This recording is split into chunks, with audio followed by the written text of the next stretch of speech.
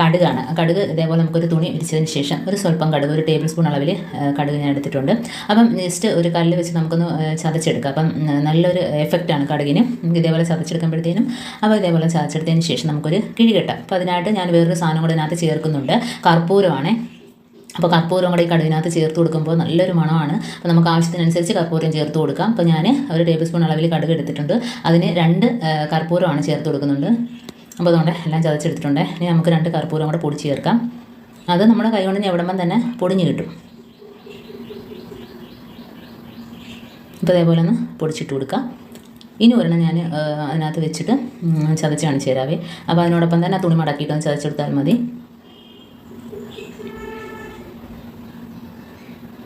എന്നിട്ട് നമുക്ക് കിഴി കെട്ടിയിട്ട് വാഷിംഗ് മെഷീനകത്ത് ഇടുകയാണെങ്കിൽ നമ്മൾ തുറക്കുമ്പോഴും അടക്കുമ്പോഴും നമ്മൾ ഉപയോഗിച്ചതിന് ശേഷം നമുക്ക് ഈ ഒരു കിഴി അതിനകത്തോട്ട് ഇട്ടിട്ട് അടച്ചു കൊടുക്കുകയാണെങ്കിൽ നമ്മൾ തുറക്കുമ്പോഴൊക്കെ നല്ലൊരു മണമായിരിക്കും. ആ ബാഡ് സ്മെൽ എല്ലാം ഒഴിവാക്കി കിട്ടും. അപ്പം ഇതേപോലെ ചെയ്യാത്തവരൊന്ന് ചെയ്ത് നോക്കാം. ഈ കിഴി മാത്രം മതി. നമ്മൾ തുണി കഴുകിയതിന് ശേഷം അതിനകത്തോട്ട് ഇട്ട് കൊടുത്താലും മതി. അതേപോലെ തന്നെ ഈ കിഴി നമുക്ക് നമ്മുടെ കബോർഡിനകത്തൊക്കെ വെക്കുകയാണെങ്കിൽ പാറ്റ, ഉറുമ്പ് ഇങ്ങനെയൊക്കെയുള്ള ശല്യം ഒഴിവാക്കി കിട്ടും കേട്ടോ. ആ ഒരു സ്മെല്ലടിച്ചിട്ട് കർപ്പൂരത്തിന് നല്ലൊരു സ്മെല്ലാണ്. പ്രത്യേകിച്ച് കടുകിൻ്റെ ആ ഒരു പവറും കൂടെ കാരണം നല്ല ഒരു എഫക്റ്റാണ് രണ്ടും കൂടെ ചേരുമ്പോഴത്തേനും.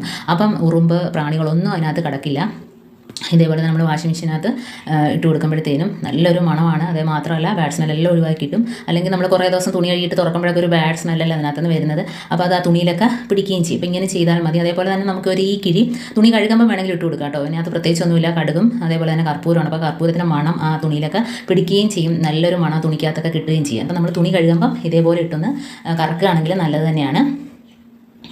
അത് പതുക്കെ താഴോട്ടങ്ങ് പോയിക്കോളും.